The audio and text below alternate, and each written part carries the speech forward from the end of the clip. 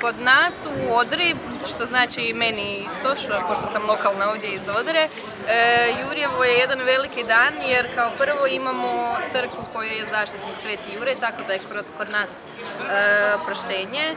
Uvijek se radila velika proslava, a pošto sam kad pamtim za sebe u folkloru, to je značio veliki folklorni dan. I još treća stvar, Jurjevo je i dan naše osnovne škole Odra, tako da je to uvijek bio i dan kad nismo imali škole, tako da uz Jurjevo od uvijek vežem nekakve posebne uspomene, a vjerujem danas, zapravo u današnje vrijeme, najviše ga povezujem sa prirodom i sa nekakvim težnjom za suživotom s prirodom, i to je ono što nekako kroz cijelu tu priču o tradiciji i kroz tradicijske pjesme nastojimo prenijeti na mlađe generacije.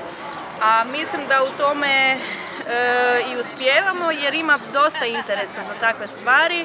Prvenstveno zato jer se radi o zanimljivoj mitološkoj priči, a većinom se mladi oduševe kad saznaju da imamo jednako zanimljivu slavensku mitologiju kao i neke poznate grčke, romanske i tako dalje.